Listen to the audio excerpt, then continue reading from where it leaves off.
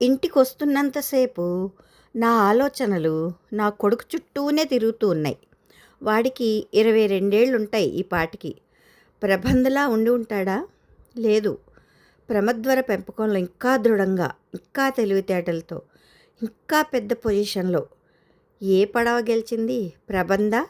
గోపీచందా? గోదావరి ఒడ్డున తరళా ప్రమద్వర వెన్నెల్లో నిలబడి నీళ్లల్లోకి పడవలు వదిలేవారు. నేను జడ్జిని. ఎప్పుడూ తరళనే గెలిపించేవాడిని. తరళ పెంకితనం మా ఇద్దరికీ తెలుసు. ఓడిపోతే సహించేది కాదు. కార్తీక పౌర్ణమి రోజు వెన్నెల్లో గోదావరిలో ఇద్దరూ దీపాలు వదిలిన రోజు చూపుడు వేలు గోటితో ప్రమద్వర వదిలే దీపపు ఆకుకి రంధ్రం చేసి ఏమి ఎరగనట్టు ఊరుకుంది. నాకు బాగా జ్ఞాపకం. 4 గజాలు వెళ్ళగానే ప్రమద్వర వదిలిన దీపం మునిగిపోయింది. తరళ చిన్నపిల్లలా చప్పట్లు కొట్టి నేనే గెలిచాను, నేనే గెలిచాను అంటూ అరవసాగింది. కార్తీక పౌర్ణమి రోజు ఎవరి దీపం ఎక్కువ దూరం వెళ్తే వారి అదృష్టం అంత బాగుంటుందిట. నాకు తరళ మీద కోపం రాలేదు, అసహ్యం వేసింది.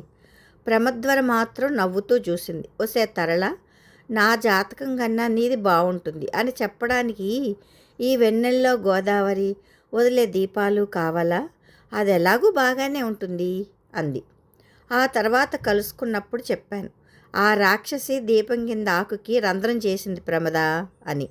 ఆమె నవ్వి, నాకు తెలుసు, నేను చూశాను అంది క్లుప్తంగా. ఆ నవ్వు భూదేవిని గుర్తుకు తెచ్చింది. అవతలి వాళ్ళ పిచ్చితనాన్ని తమ సహనంతో చిరునవ్వుగా మార్చుకోగల వాళ్ళకే వస్తుంది ఆ పోలిక.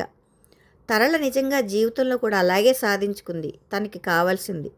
తన దీపాన్ని తీసుకుని ప్రమద్వర వెళ్ళిపోయింది. కనీసం ఈ పోటీలోనైనా ప్రమద్వర గెలుస్తుంది అనుకున్నాడు. ప్రబంధ్ కన్నా గోపీచంద్ నేను గర్వించే కొడుగ్గా నాకు కనపడతాడనుకున్నాను. కానీ ఇదేమిటి, నా ప్రమద్వర జీవితం ఇలా అర్ధాంతరంగా ముగిసిపోయింది? గోపీచంద్ని వృద్ధిలోకి తీసుకురాలేకపోయిందా? హీనాతిహీనమైన స్థితిలో ప్రాణాలు కోల్పోవలసి వచ్చిందా? ఆలోచనలతో ఇంటికొచ్చేసరికి తరళ ఇంట్లో లేదు. ఎక్కడికి వెళ్ళిందో ఎవ్వరూ చెప్పలేకపోయారు. కారు తీసుకొని వెళ్ళిందని వాచ్మెన్ చెప్పాడు. అప్పుడు గుర్తొచ్చింది మా వెనుక కారు సంగతి. తనేనేమో అన్న అనుమానం కలిగింది. అయిపోయింది, మా సంసారం అగ్నిపర్వతంలా బద్దలవుపోతోంది అని తెలిసిపోయింది. కానీ నా భార్య అతి తెలివిగా సంభాషణ ప్రారంభించింది. ఇందిర కూతురు శ్రీదేవి కూడా వచ్చింది అంది. ఎక్కడి నుంచి అని అడిగాను. విజయనగరం నుంచి అంది. ఆ వెటకారానికి లాగిపెట్టి కొడదామనుకున్నాను. అలా కొట్టడమే జరగాల్సి వస్తే ఈ పాటికి ఆమె చెంప 1,00,000 సార్లు మోగి ఉండేది. మా శోభనం జరిగిన మొదటి రోజే నా చుట్టూ పన్నిన వల, నేను మోసపోయిన విధానం, వీటికి నేనే కాకుండా ఇంకెవరైనా అయితే అక్కడికక్కడే దాని ప్రాణాలు తీసి ఉండేవారు.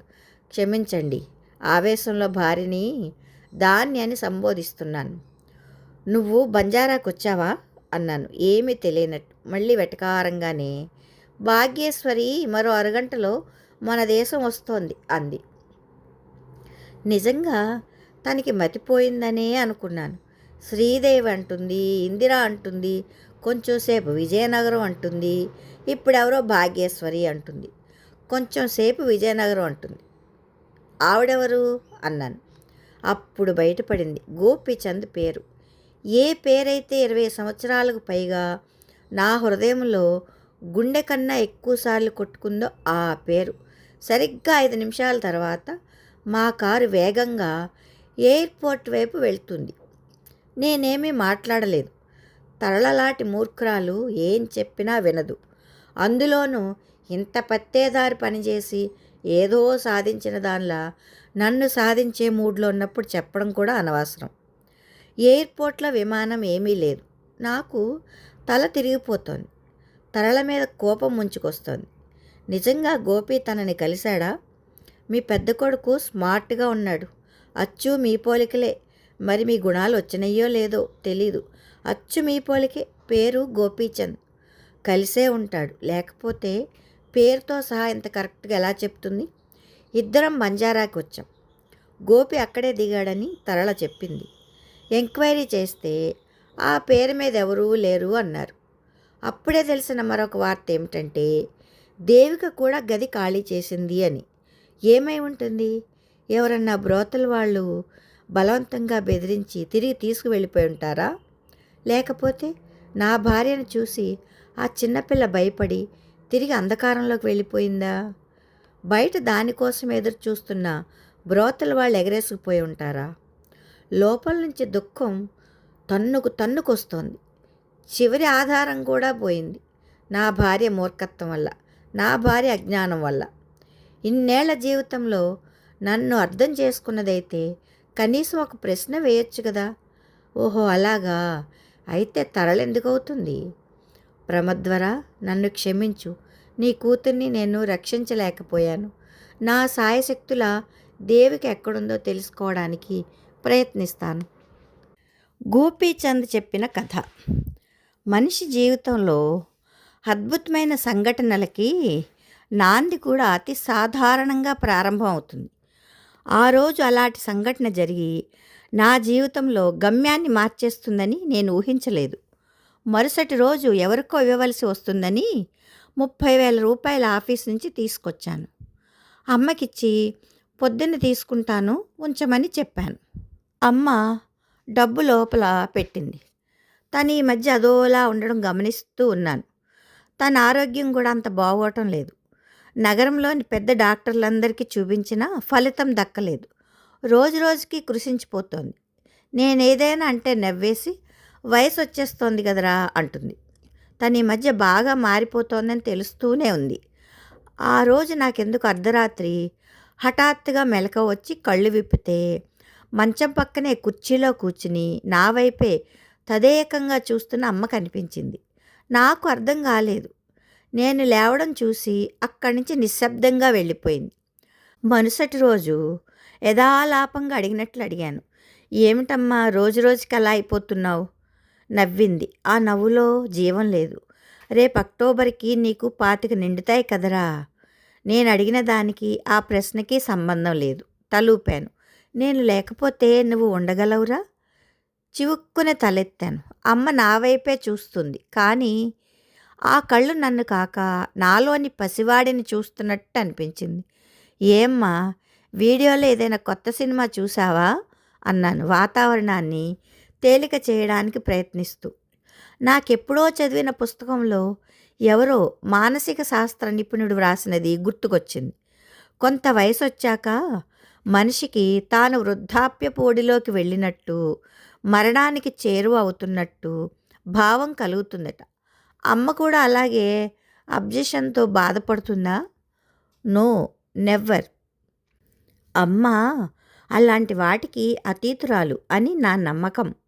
అవును, అంత గొప్పది కాకపోతే ఈ డెవిలిష్ ప్రపంచంలో ఒంటరిగా బ్రతుకుతూ స్వశక్తితో నన్నింత పైకి తీసుకురాగలిగేది కాదు. ఈ సొసైటీ, ఈ మనుషులు అమ్మని ఎంత బాధ పెట్టి ఉంటారో ఆమె నుదుటి మీద గీతలే చెప్తాయి. అయినా అందరినీ ఎదిరించి నిలబడింది. నన్నొక మనిషిగా తీర్చిదిద్దింది. అలాంటి అమ్మ మరణం గురించి భయపడుతుందా? లేక నేను 25 సంవత్సరాలు నిండేసరికి తన ప్రాణం పోతుందని ఎవరైనా జ్యోతిష్యం చెప్పారా? ఆ మరుసటి రోజు ఆఫీస్కి వెళ్తూ డబ్బు తీసుకోవడానికి బీరువా తీశాను. 10,000 తక్కువ ఉన్నాయి. ఆశ్చర్యపోయాను. రెండోసారి లెక్క పెట్టాను. 20,000 ఉన్నాయి. అమ్మా, ఇందులో డబ్బు తక్కువ ఉంది అని అరిచాను. అమ్మ వచ్చింది. అవునరా, నేనే తీశాను. నువ్వు తీసావా అన్నాను ఆశ్చర్యంగా. ఆ డబ్బు అర్జెంటుగా కావాలి నాకు. అయినా అమ్మ నాకు చెప్పకుండా అలా తీసుకోవడం అదే మొదటిసారి. ఎందుకు అని అడిగాను. ఎందుకో చెప్తే కానీ తీసుకునే హక్కు నాకు లేదా? అమ్మ అంత కటువుగా మాట్లాడగలుగుతుందని నేను అనుకోలేదు. తలెత్తేసరికి ఆమె మొహం తిప్పుకొని అక్కడి నుంచి వెళ్ళిపోయింది. ఆమె కళ్ళల్లో తడి కనపడినట్టు తోచింది. దానికి కారణం నాకు ఆ రోజు సాయంత్రం తెలిసింది. ఆఫీసులో అంతా దాని గురించే ఆలోచిస్తున్నాను. అంత అర్జెంటుగా 10,000 తనకి ఎందుకు కావాల్సి వచ్చాయి? తను తలుచుకుంటే 10,000 తనకు ఒక పెద్ద లెక్క కాదు. నేను ఆ విషయం అడగగానే తన మొహంలో కనపడిన భావాన్ని గిల్టీ ఫీలింగుగా గుర్తించలేనంత చిన్నవాడిని కాను నేను. చిన్నతనం నుంచి అమ్మంటే నాకెంత ఇష్టమో మాటల్లో చెప్పలేను. నేను, అమ్మ ఇద్దరమే ఉండడం వల్ల బహుశా ఈ ఆప్యాయత ఇలా డెవలప్ అయి ఉంటుంది. నా తండ్రి జైల్లో ఉన్నాడు. అవును. దాదాపు 25 సంవత్సరాల నుంచి జైల్లోనే ఉంటున్నాడు. మధ్యలో నెల 2 నెలలు బయటికి రావడం, మళ్ళీ ఇంకో నేరం చేసి జైలుకు వెళ్ళడం అతడికి అలవాటు. బయట ప్రపంచంలో ఉన్నప్పుడు 1, 2 సార్లు ఇంటికి వచ్చేవాడు. అమ్మని వేధించి డబ్బు పట్టుకెళ్ళేవాడు. అయితే ఇదంతా నా చిన్నప్పటి సంగతి. నా 12వ ఏట అనుకుంటాను, ఏదో హత్యా నేరం మీద నాన్నకి యావజ్జీవ కారాగార శిక్ష పడింది. అంత చిన్న వయసులోనే ఆ వార్త తెలిసి నేనెంతో రిలీఫ్గా ఫీల్ అయ్యాను. నాన్న ఇంటికి వచ్చి వేధించినప్పుడల్లా అమ్మ 4, 5 రోజుల పాటు మామూలు మనిషి కాలేకపోయేది. నాకు ఎవరి మీదో ఏదో అర్థం లేని కసి, కానీ ఏం చేయడానికి వీల్లేనంత చిన్నతనం. అందుకే నాన్న మరో 10, 12 సంవత్సరాల దాకా బయటకు రాడు అనగానే ఆ వయసులో అంత సంతోషించాను. నాన్న గురించిన ప్రసక్తి ఇంట్లో ఎప్పుడూ వచ్చేది కాదు. అమ్మకి అది రావడం ఇష్టం లేదని తెలిసి నేను దాన్ని గురించి ఎప్పుడు మాట్లాడేవాడిని కాను. ఒకటి మాత్రం అనుకునేవాడిని, ఈసారి రాని చెప్తాను అని. ఈసారి నాన్న వచ్చి డబ్బు అడిగితే అతడు తన జీవితం మొత్తంలో ఎన్నడూ అనుభవించినంత నరకం అనుభవించబోతున్నాడు. ఆ పాఠం నేనే చెప్తాను. అమ్మ కూడా నాన్నని చూడడానికి జైలుకు వెళ్ళడం కానీ ఉత్తరం రాయడం కానీ చేసేది కాదు. అసలు అమ్మలాంటి ఉత్తమరాలికి నాన్న ఎలా భర్త అయ్యాడో నాకిప్పటికీ అర్థం కాలేదు. నాన్న పేరు భైరవమూర్తి. నాకు ఊహ తెలిసిన తర్వాత అతడు 2, 3 సార్లు జైలు నుంచి వచ్చాడు. అప్పుడు ఏదో పని ఉన్నట్టు అమ్మ నన్ను అక్కడి నుంచి పంపించేసింది. నాన్న కూడా నన్ను దగ్గరికి తీసుకోవడం అలాంటివి చేసేవాడు కాదు. డబ్బు తీసుకుని వెళ్ళిపోయేవాడు. ఒక్కొక్క రూపాయి సంపాదించడానికి అమ్మ ఎంత కష్టపడిందో నాకు తెలుసు. అలా సంపాదించైనా దాన్ని నాన్న వచ్చి తీసుకుపోతుంటే నాకు బాధగా ఉండేది. అయినా చిన్న డబ్బాల్లో దాచేది అలా డబ్బు. నాకు 8 ఏళ్ళు వచ్చే వరకు 4, 5 ఇళ్లల్లో పాచి పని చేసింది. మధ్యాహ్నం పూట బట్టలు కుట్టేది. రాత్రిళ్ళు నాకు చదువు చెప్పేది. నేను 6వ క్లాస్ చదువుతుండగా అనుకుంటా తనకి ఏదో ఆఫీస్లో చిన్న ఉద్యోగం వచ్చింది. అప్పటి నుంచి డబ్బుకి అంత కష్టం ఉండేది కాదు. కానీ అంతకు ముందు రోజులు తలుచుకుంటే మాత్రం మై గాడ్ వద్దు. కానీ అమ్మ మాత్రం చిరునవ్వు వెనకే కష్టాన్ని దాచిపెట్టింది. అసలు బయటికి చెప్పేదే కాదు. అన్నట్లు చెప్పడం మర్చిపోయాను, అమ్మ గ్రాడ్యుయేట్. ఒక గ్రాడ్యుయేట్కి ఉద్యోగం రావడానికి 10 సంవత్సరాలు పట్టింది. కానీ ఈ 10 సంవత్సరాలు ఏదో కప్పు చేసి నన్ను చదివించింది, తాను జీవించింది. ఆ తరువాత నేను చాలా పుస్తకాలు చదివాను. చాలామంది స్త్రీల సమస్యలు వర్ణిస్తూ వరకట్న చావుల గురించి, కట్నాల సమస్య గురించి, వృద్ధకన్యల వివాహ సమస్య గురించి వ్రాశారు. ఆడవాళ్ల కష్టాల గురించి రకరకాలుగా వర్ణించారు. అమ్మని చూస్తే నాకు అనిపించింది, వ్యక్తిత్వం ఉంటే ఏ సమస్యనైనా ఎదుర్కొనవచ్చునని. అన్ని సమస్యలకి మూల కారణం ధైర్యం లేకపోవడమేనని. భర్తలు అత్తలు కలిసి బాధ పెడుతున్నా, కట్నం లేక పెళ్ళిళ్ళు కాకపోయినా అంతా తమ గ్రహపాటు అని కుమిలిపోయే వాళ్ళందరూ ఆ వయసులో కొడుకుతో కలిసి ఒంటరిగా ఈ ప్రపంచంలో నిలబడిన అమ్మని చూసి చాలా నేర్చుకోవాలి. 10వ తరగతి పాస్ అయ్యాక నేను చిన్న ఉద్యోగంలో చేరాను, ఒక కార్ల కంపెనీ ఫిట్టర్గా. అమ్మకు అది ఇష్టం లేదు. కానీ నేను అన్నాను, ఈ చదువులు చదవడానికి పగలంతా కాలేజీ, సాయంత్రాలు స్నేహితులు, రాత్రిళ్ళు సినిమాలు అనవసరమమ్మా, చివరి 2 వదిలేస్తే రోజుకి 2 గంటలు చాలు అని. అమ్మ కళ్ళల్లో ఎంత దాచినా దాగని సంతోషం కనపడింది. బహుశా తన పట్టుదల, జీవితం పట్ల ఉన్న కమాండ్లో కొద్దిగానైనా కొడుకులో కనబడుతున్నందుకేమో అమ్మ దాచిన డబ్బాలో అప్పటినుంచి నేను కూడా డబ్బు వేయడం ప్రారంభించాను. ప్రైవేటుగా చదువు కొనసాగించాను. నేను బీకామ్ పాస్ అయిన రోజు ఇద్దరం కలిసి దాన్ని ఓపెన్ చేశాం. ఆ ఆనందం చెప్తే అర్థం కాదు.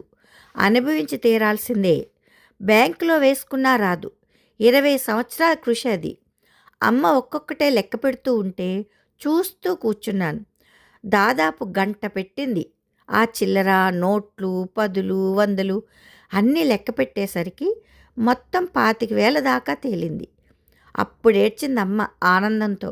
చెప్పానుగా కొన్ని ఫీలింగ్స్కి రీజనింగ్ ఉండదని. ఆ 25,000తో ముగ్గురితో భాగస్వామిగా చేరి సెకండ్ హ్యాండ్ కార్లు కొనడం, అమ్మడం, షాప్ పెట్టాం. ఇందిరాగాంధీ పుణ్యమా అంటూ కారు ధరల్లో విపరీతమైన ఫ్లక్చుయేషన్స్ ఏర్పడ్డాయి. ఆ రోజుల్లో మేము పట్టిందల్లా బంగారమైంది. అందులోనూ నాకు ఈ నరకంలో చిన్నప్పటి నుంచి అనుభవం ఉండడం మేలు చేసింది. 4 సంవత్సరాలు తిరిగేసరికల్లా నా ఎంబీఏ పూర్తయింది. మరోవైపు ప్రమద ఇండస్ట్రీస్ 3 పూలు 6 కాయలుగా వర్ధిల్లింది. అన్నట్టు మా అమ్మ పేరు మీకు చెప్పలేదు కదూ, ప్రమద్వర. ప్రతి పురుషుడి విజయం వెనుక ఒక స్త్రీ ఉంటుందంటారు. ఆ స్త్రీ ప్రేయస్ అయితే విజయం యవ్వనం నుంచి స్టార్ట్ అవుతుంది. తల్లైతే బాల్యం నుంచి మొదలవుతుంది. ఆ రోజు సాయంత్రం ఆఫీస్ నుంచి ఇంటికి వస్తుంటే మధ్యలో కారు ట్రబుల్ ఇచ్చింది. ఇల్లు దగ్గర అవడంతో నడిచి వచ్చేశాను. నా రాక వాళ్ళకి తెలీదు. ముందు హాల్లో కూర్చుని ఉన్నాడు అతను. అమ్మ అటు తిరిగి మాట్లాడుతోంది. అతడి గెడ్డం పెరిగి ఉంది. బుగ్గలు లోపలికి పోయాయి. నా మొదటి అనుమానం నా తండ్రి మీదకు వెళ్ళింది. కానీ అతడు తండ్రి కాదు. అతను అంటున్నాడు, నిన్న నువ్విచ్చిన 10,000 చాలా సాయం చేశాయి పెద్దమ్మ. ఇంకొక 10,000 ఇయ్యి, భైరవమూర్తికి ఇవ్వాలి. కొంచెం సేపు అతడు అడుగుతున్నది నాకు అర్థం కాలేదు. భైరవమూర్తి అన్న పేరు నా ఆలోచనలని స్తంభింపచేసింది. నా తండ్రి జైల్లో ఉండి ఇతడిని పంపాడు అన్నది అర్థమైంది.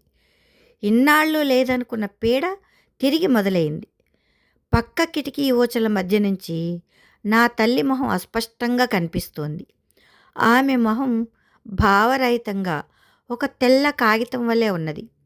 వివాహం జరిగిన మరుక్షణం నుంచి బాధలు పెట్టి మొత్తం జీవితంలో 4-5 సార్లు కన్నా ఎక్కువ కలుసుకోకుండా, కలుసుకున్న ప్రతిసారి డబ్బు కోసం బాధ పెట్టే అతని మీద ఆమెకి గౌరవం కానీ ప్రేమ కానీ ఎందుకుంటాయి?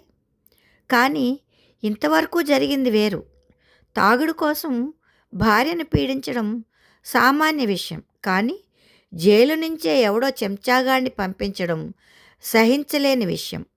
ఇలాంటి రాయబారాలు ఇంకోసారి తేల్చకుండా వాడికి బుద్ధి చెప్పడం కోసం అడుగు లోపలికి వేయబోతూ ఉంటే తిరిగి వాడి కంఠం వినిపించింది. ఇవ్వక తప్పదు పెద్దమ్మ. నీ కొడుకు భైరవమూర్తికి పుట్టినోడు కాదు. నీ మొగుడి రక్తం ఆడిలో ప్రవహించడం లేదు అని ఎవరికీ చెప్పకుండా ఉండాలంటే 10,000 ఇయ్యాల్సిందే. భూమి గిర్రున తిరుగుతున్నట్లు అనిపించింది. తలుపు రెక్క పట్టుకొని నిలదొక్కున్నాను. నా తల్లి నన్ను పెంచి పెద్ద చేసిన మాతృమూర్తి. ఆమె జీవితం వెనుక నీడలు పరిహసిస్తున్నట్లు కనిపించాయి. వికృతంగా నవ్వుతున్నట్టు కనిపించాయి. ఒక నల్లటి మేఘం నన్ను కమ్మేస్తున్నట్టు కదిలిపోయాను. ముందు కురికి, అమ్మా ఏమిటిది, వీడు చెప్తున్నది నిజమేనా అని నిలదీద్దామనిపించింది. కానీ ఏదో తెలియని వివేకం నన్ను వెన్ను తట్టి ఆపు చేసింది. ఆమె నా తల్లి. నా దగ్గర డబ్బు లేదు, నేనివ్వలేను అంటుందమ్మ. అతడు లేచాడు. ఆలోచించుకో పెద్దమ్మ, రేపీ వేళకే వస్తాను. నువ్వు డబ్బు ఇవ్వలేదనుకో, నీ కొడుకు ఇప్పుడు పెద్ద పొజిషన్లో ఉన్నాడు. ఆడు జైల్లో ఉన్నోడు కొడుకు అని బయట ప్రపంచానికి తెలియడం అంత బాగోదు. ఆ తరువాత కొన్ని రోజులకి ఈడసలు ఆడి కొడుకు కాదు, మెళ్ళో మంగళసూత్రం కట్టినోడు మాత్రమే మా భైరవమూర్తి, కడుపు నింపునోడు ఇంకోడు ఏరే ఉన్నాడు, కడుపుతో ఉన్నదాన్ని జాలిపడి మా భైరవమూర్తి చేసుకున్నాడని ఇంకో ఫీలర్ వదులుతాను. దానికి పల్లె పల్లెంతా వచ్చి సాక్ష్యం ఇస్తుంది. నువ్వంటే పారిపోయి వచ్చావు గానీ గోదావరి పక్కన ఆ పల్లె అట్లాగే ఉందిగా. వాళ్ళందరికీ నీ సంగతి తెలుసు.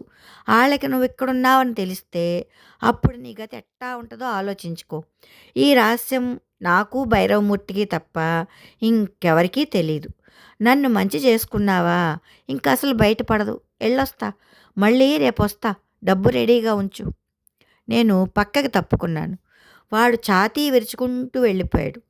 లోపల అమ్మ చిత్తరువులా నిలబడి ఉంది. రక్తం ఇంకిపోయిన మొహంతో పాలరాయిలా. వాడిని కాస్త బయటికి వెళ్ళనిచ్చి నేను మెట్లు దిగాను. వాడు గేటు దాటి వెళ్తున్నాడు. కింద మెకానిక్ వచ్చి నిలబడి ఉన్నాడు. కారు తాళాలు అందించి బాగైంది సార్ అన్నాడు. కారు తీసుకుని బయటకొచ్చాను. వాడిని 2 సందులు నడవనిచ్చి వెనక నుంచి కారు పక్కగా తీసుకెళ్ళి ఆపు చేశాను. కారెక్కు. ఎవరు నువ్వు? కారెక్కు చెప్తాను. ఎవరంటే చెప్పవేం? కారు దిగి చుట్టూ తిరిగి వాడి దగ్గరగా వెళ్ళి ఫ్రంట్ డోర్ తీసి పట్టుకుని ఎక్కు చెప్తాను అన్నాను. ఎందుకో చెప్తే గాని ఎక్కను. ఎవరు నువ్వు? పిడికిలి బిగించి వాడి గెడ్డం పక్కకి తిరిగిపోయేలా కొట్టాను. కార్లు రిపేర్లు చేసిన చేతులివి. వాడి తల వెళ్ళి కారు కొట్టుకుంది. వీధిలో వెళ్ళే వాళ్ళు ఆశ్చర్యంగా ఆగి చూశారు. బుద్ధుడు పుట్టిన దేశంలోని ప్రజలు సాధారణంగా ఎవరి గొడవల్లోనూ జోక్యం చేసుకోరు. పక్కన మడ్డలు జరుగుతున్నా పట్టించుకోరు. వాడిని కాలర్ పట్టుకుని లేపి కారులో కూలేసి నా సీట్లో కూర్చుని తాపీగా డ్రైవ్ చేయడం మొదలుపెట్టాను. ఏమిటి దౌర్జన్యం అని వాడు గింజుకుంటున్నాడు. వాడి నోట్లోంచి రక్తం కారుతోంది. కారు ఊరి చివరికి తీసుకెళ్ళి నిర్మానుష్యమైన తోపుల మధ్య ఆపు చేశాను. కారులోంచి వాడిని కిందికి దిగమన్నాను. నిండు బజార్లో నిన్ను కొట్టడం బట్టి నా మనస్తత్వం నీకు అర్థమై ఉంటుంది. నాకెక్కువ టైం లేదు. మొత్తం నీకు తెలిసిందంతా చెప్పు. ఏం చెప్పాలి? ఎవరు నువ్వు? నువ్విప్పుడు బ్లాక్మెయిల్ చేయడానికి వచ్చావే ఆవిడ కొడుకుని. ఓహో, దాని కొడుకువా? ఈసారి కొట్టిన దెబ్బ చెంప ఎముక్కి కాస్త కింద తగిలింది. రక్తంతో తడిసిన 2 తెల్లటి దంతాలు ఊడిపడ్డాయి. చెప్పు, భైరవమూర్తికి నీకు ఏమిటి సంబంధం? నా తండ్రి ఎవరు? నేను చెప్పను. అంతేకాదు, మీ తల్లి కొడుకుల సంగతి ప్రపంచమంతా చాడుతాను. కారు వెనక్కి వెళ్ళి డిక్కీ తీశాను. నేనటు వెళ్ళడం చూసి వాడు పరిగెత్తబోయి దాని ముందే ఊహించైనా నేను కాలు అడ్డుపెట్టడంతో ముందు బోర్లా పడ్డాడు. కారులోంచి డబ్బా తీసి పెట్రోల్ వాడి మీద పోశాను. మా అమ్మలాగా నాకు సహనం, ఓర్పు, భయం ఇవేమీ లేవు. నిమిషం టైం ఇస్తున్నాను. మొత్తం నీకు నీ గురువుకి తెలిసిందంతా చెప్పాలి. వాడిని పూర్తిగా పెట్రోల్తో తడిపి జేబులోంచి లైటర్ తీశాను. గట్టిగా అరవబోయిన వాడి నోటిని బూటుకాలు మూసింది. ప్రపంచమంతా చాటుతానన్నావుగా, అరుస్తావేం? ఎలా చాటుతావో చాటు. ముందు నిన్ను చంపుతాను, తర్వాత జైల్లో వాడిని చంపుతాను. చాలు, ఈ రహస్యం ఇక బయటికి రాదు. లైటర్ టప్ అన్న శబ్దంతో వెలిగింది. ముందుకు వంగాను. పెట్రోలు గాలికి మంట మరింత ప్రకాశవంతమైంది. చెప్తాను, నన్ను చంపకు అరిచాడు. లైట్ ఆర్పి లేచి నిలబడుతూ చెప్పు అన్నాను. నువ్వు భైరవమూర్తి కొడుకువి కావు. నీ తల్లి మెళ్ళో మంగళసూత్రం మాత్రం ఆడి కట్టాడు. నీ తండ్రి ఏరే ఉన్నాడు. ఆడు నీ తల్లిని మోసం చేస్తే మా గురువు పాపం కదా అని ఏలుకున్నాడు. ఇదంతా నీకెవరు చెప్పారు? జైల్లో మా గురువే. పద, ఆడి దగ్గరికి వెళ్దాం. ఆడింకెక్కడున్నాడు? చచ్చి 10 రోజులైంది. నేను నిటారుగా అయ్యాను. భైరవమూర్తి చచ్చిపోయాడు. నా తల్లి భర్త చనిపోయాడు. నాలో మారుతున్న భావాలు పట్టించుకోకుండా వాడు చెప్పుకుపోతున్నాడు. సచ్చే ముందు నన్ను దగ్గరికి పిలిచి ఆడు చెప్పాడు, ఇంకో వారం రోజుల్లో నువ్వు బయటికి వెళ్తున్నావు. నీకేమైనా డబ్బు అవసరం కావాల్సి వస్తే నా పెళ్ళాన్ని అడుగు. మంచి పొజిషన్లో ఉంది. దాని కొడుకు రహస్యం నీకు తెలుసునని చెప్పు, చాలు, డబ్బిచ్చేస్తుంది అన్నాడు. పాపం, సచ్చే ముందు కూడా శిష్యుడిని గుర్తుంచుకున్నాడు. నేను వాడిని మెడ పట్టుకుని పైకి లేపాను. నేనెవరి కొడుకుని నాకు తెలియదు. తెలుసు. ఈ విషయం కూడా అతడు నీకు చెప్పే ఉంటాడు. చెప్పు, నా తల్లిని మోసం చేసింది ఎవరు? సత్య ప్రమాణికంగా చెప్తున్నాను. పేరు చెప్తే చాలు, డబ్బిచ్చేస్తుందని చెప్పాడు. మిగతా వివరాలు ఆడికి కూడా తెలియవని నా నమ్మకం. నీ తండ్రి ఎక్కడున్నాడో ఆడికి కూడా తెలీదు. పెదవులు బిగించి కటువుగా అడిగాను. ఏం పేరు చెప్పాడు? పెళ్లికి ముందు నా తల్లిని మోసం చేసిన వాడి పేరు ఏమని చెప్పాడు వాడు. అరుపుకి సరుగుడు చెట్లు కదిలిపోయాయి. అయినంపూడి ఆనందరావు. భూమి, గాలి, చెట్లు నా తల్లిని మోసం చేసిన వాడి పేరు విన్నాయి. రేపు వాడి చావుకి అవే సాక్ష్యాలుగా మిగులుతాయి. ఆ పేరు 4-5 సార్లు మనసులో మననం చేసుకున్నాను. అయినంపూడి ఆనందరావు. ఎదురుగా నిలబడ్డ మనిషిలోంచి పెట్రోల్ వాసన గాలితో పాటు వస్తోంది. నోట్లోంచి రక్తం ఇంకా కారుతుంది. వాడు పూర్తిగా బెదిరిపోయినట్టు కనిపిస్తున్నాడు. ఇక వాడి గురించి ఏ ప్రమాదము ఉండనట్టే తోస్తోంది. ఈ పేరు నీకు తప్ప ఇంకెవరికీ తెలియదు కదూ? తెలీదు. చెప్తావా? చెప్పను. మళ్ళీ మా ఇంటి వైపు వస్తావా? రాను. నా తల్లిని కలుసుకోవడానికి ప్రయత్నిస్తావా? లేదు, అసలు ఈ ఊళ్ళోనే ఉండను, వెళ్ళిపోతాను. వెళ్ళు. మళ్ళీ ఇంకొకసారి నిన్ను చూశానంటే ఈ విషయం నువ్వు ఎవరికైనా చెప్పావా లేదా? నై, అడగను. పెట్రోల్తో కూడా కాల్చను. ఒకే పోటు గుండెల్లో. అర్థమైందా? వాడు తలూపాడు. వెళ్ళు. నేను మనసు మార్చుకునే లోపల పరిగెత్తు. వాడు వెనుదిరిగాడు. ఇంకొక విషయం, భైరవమూర్తి చనిపోయినట్టు నా తల్లికి తెలియడానికి వీల్లేదు. వాడు తలూపి పరిగెత్తుకుంటూ వెళ్ళిపోయాడు. కారులో కూర్చున్నాను. వెంటనే స్టార్ట్ చేయలేదు. అప్పటి వరకు ఉన్న మూడు పోయి నిశ్శత్తువ ఆవరించింది. ఆ తల్లి ఎందుకింత ఆవేదన చెందుతోందో అర్థమైంది. ఇన్నాళ్ల గతం తనని నీడలా భయపెడుతూ వచ్చిందన్న సంగతి ఆమె పట్ల కోపాన్ని, అయిష్టాన్ని కలుగు చేయలేదు. ఈ ప్రపంచంలో స్త్రీ నష్టపోవడం అనేది మగవాడి మోసానికి ప్రతీక మాత్రమే. ఇన్నాళ్ళు ఇన్ని అగ్నిపర్వతాల్ని మనసులో దాచుకుని ఒక కొడుకు భవిష్యత్తు కోసం కష్టపడిన ఆ స్త్రీ నాకు తల్లి కాకపోయినా ఈ కథ తెలిసాక నాకు ఆమెపై కోపం రాదు. నా కోపమంతా అతడి మీదే. అయినంపూడి ఆనందరావు. అతనెక్కడున్నాడో పట్టుకుంటాను. ప్రపంచంలో ఎక్కడున్నా సరే. ఇప్పుడిక భైరవమూర్తి మరణం సంగతి వెల్లడి చెయ్యాలా వద్దా అన్నది ప్రశ్న. ఎందుకు ఆమెకి చెప్పడం? మొత్తం జీవితంలో 10-12 సార్లు కలుసుకున్నప్పుడల్లా డబ్బు కోసం వేధించి, ఇప్పుడు ఆమె జీవితం నుంచి నిష్క్రమించిన ఆ వ్యక్తికి తాను వెళ్ళిపోతూ నా తల్లి నుదుట కుంకుమ గాజులు తీసుకువెళ్ళే హక్కు ఎక్కడుంది? అమ్మ సుమంగలిగానే మరణిస్తుంది. బ్లాక్మెయిల్ చేయడానికి అతడింకా రాలేదేమిటా అని కొంతకాలం ఆశ్చర్యపోయినా క్రమంగా మర్చిపోతుంది. పోనీ అంతకన్నా కావాల్సింది ఏముంది? నా ఆలోచన కరెక్ట్ అనిపించింది. నా తల్లి భర్త మరణ విషయం ఆమెకి చెప్పదలుచుకోలేదు. నా తండ్రి ఎవరో తెలిసిన మరుక్షణం నుంచి మాత్రం అనుక్షణం అతడిని మానసికంగా చంపుతాను. ఆ ఆలోచన వచ్చాక మనసు కొంత సర్దుకుంది. కారు స్టార్ట్ చేసి ఇంటికి వచ్చేశాను. ఇల్లంతా నిశ్శబ్దంగా ఉంది. చీకటి పడినా ఇంట్లో లైట్లు లేవు. అమ్మ అలాగే కూర్చొని ఉంది. లైట్ వేసి అప్పుడే ఆఫీస్ నుంచి వచ్చిన వాడిలా, ఏమిటమ్మా అలా కూర్చున్నావు అని అడిగాను. దీర్ఘమైన ఆలోచనలోంచి బెదిరినట్టు ఆమె ఉలిక్కిపడి, ఏం లేదురా అంది. చాలా పెద్ద యాక్సిడెంట్ అమ్మా. వస్తుంటే చూశాను. వాడెవడో బాగా తాగి ఉన్నాడు. రోడ్డుకి అడ్డంగా వచ్చి బస్సు కింద పడ్డాడు. పాపం ఎవర్రా? గెడ్డం బాగా పెరిగి ఉంది. ఎర్రచొక్కా వేసుకున్నాడు. ఎవడో జైలు పక్షట. పోలీసులు అనుకుంటున్నారు. ఆమె మొహం తెల్లగా పాలిపోయింది. కానీ ఏదో తెలియని రిలీఫ్ లాంటి భావం ఆమెలో కనిపించింది. చాలు. వరంగల్కి గోదావరికి మధ్యనున్న ప్రదేశంలో ఒక చిన్న పేపర్ మిల్లుని ప్రమద ఇండస్ట్రీస్ తరపున కొన్నాము. కొని సంవత్సరం అయింది. కానీ కొన్న సంవత్సరం నుంచి అక్కడ గొడవలే. 2 నెలలకు ఒకసారి లక్షల ఖరీదు చేసే వెదురు దొంగతనంగా రాత్రులు ఎవరో కాల్చేస్తున్నారు. Labour strike. ఒకవైపు మేనేజర్ని హత్య చేశారు. మనుష్యులకి దూరంగా అడవిలో ప్రతి నిమిషము ప్రాణాలు అరచేతిలో పెట్టుకుని గడపాలక్కడ. మా వాళ్ళెవరూ అక్కడికి మేనేజర్గా వెళ్ళడానికి ఇష్టపడడం లేదు. అక్కడ గొడవలు తగ్గే వరకు ఏదో ఒక సాకు పెట్టుకుని ఆగిపోయే ఆలోచనలో ఉన్నారు. కొత్త వాళ్ళని తీసుకుని కొందరిని అక్కడికి పంపాలన్న ఆలోచన ఉంది. దానికోసం ఇంటర్వ్యూలకు పిలిచాం. ఆ అప్లికేషన్స్ చూస్తుంటే మతిపోయింది.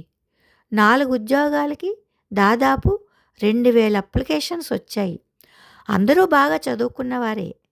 నా తల్లి నన్నిలా తీర్చిదిద్దకపోతే నేను కూడా వారిలాగే 24 సంవత్సరాలు చదువులో గడిపి ఎవరు ఉద్యోగమిస్తారా అని అప్లికేషన్లు పూర్తి చేస్తూ గడిపి ఉండేవాడిని. మీరు వస్తారా సార్ ఇంటర్వ్యూకి? మేనేజర్ వచ్చి అడిగాడు. ఎంతమంది మిగిలారు? రిటర్న్ టెస్ట్లో 100 మంది దాకా తేలారు సార్. అందులో 20 మందిని ఫైనలైజ్ చేశాం. సరే, ఇంతకీ ఎప్పుడు ఇంటర్వ్యూ? ఇంకో గంటలో. కృష్ణమూర్తిని చేయమను, మధ్యలో నేను వచ్చి చేస్తాను అన్నాను. కృష్ణమూర్తి పార్ట్నర్. మేనేజర్ వెళ్ళిపోయాడు. నేను మరి కొంతసేపు పనులు చూసుకుని వెళ్ళేసరికి అప్పటికే సగం మంది ఇంటర్వ్యూలు అయిపోయాయి. ఒక కుర్చీ లాక్కుని కూర్చున్నాను. అర్జెంటైనా ముఖ్య పట్టణం ఏమిటి? హిమాలయాలు ఎక్కుతూ జారిపడి చచ్చిన మొదటి కొరియా యువకుడి పేరేమిటి? లాంటి నాన్ సెన్సికల్ ప్రశ్నలు వేస్తున్నాడు కృష్ణమూర్తి.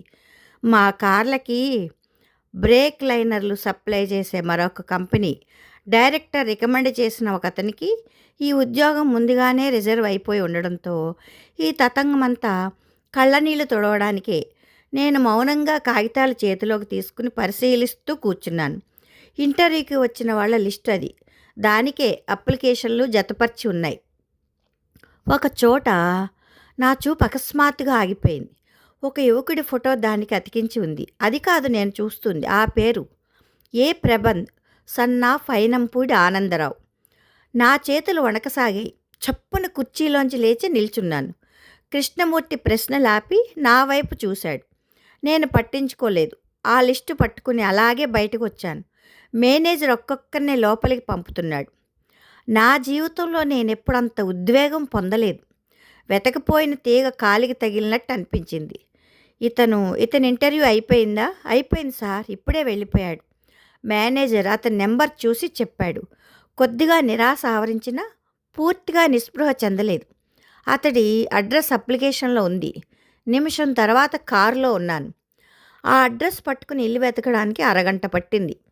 అయితే నేను అనుకున్నట్టు అది ఇల్లు కాదు. ఒక ఇంట్లో ఈ ప్రబంధ్ అనే అతను ముందు గదిలో ఉంటున్నాడు. నేను వెళ్ళేసరికి అతడు బ్రీఫ్ కేస్ పట్టుకొని మెట్లు దిగుతున్నాడు. ఐనంపూడి ఆనందరావులు ఇద్దరు లేని పక్షంలో ఇతడు నా తమ్ముడు. ఎవరు కావాలి మీకు?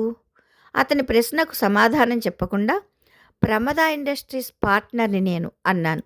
అతడి మొహంలో వెంటనే మార్పు వచ్చింది. ఏం కావాలి సార్ అన్నాడు. ఎక్కడికి ప్రయాణం? ఇంటికి వెళ్తున్నాను. ఇప్పుడే మీ ఆఫీసులో ఇంటర్వ్యూకి వచ్చాను. అవును తెలుసు. ఇంటర్వ్యూ అవ్వకపోతే రాత్రి ట్రైన్కి వెళ్దాం అనుకున్నాను. తొందరగా అయిపోయింది. వెళ్తే ఈ పూటే ట్రైన్కి వెళ్ళిపోవచ్చు. కారులో వస్తే దింపుతాను. అతడి కళ్ళల్లో పూర్తిగా అయోమయం పోలేదు. అలాగే వచ్చి కూర్చున్నాడు. కారు బయలుదేరింది. ఏ ఊరి మీది? చెప్పాడు. మీ నాన్నగారు ఏం చేస్తుంటారు? ఆనందరావు కదూ ఆయన పేరు? అవును. మీకు తెలుసా? తెలుసని చెప్పనా?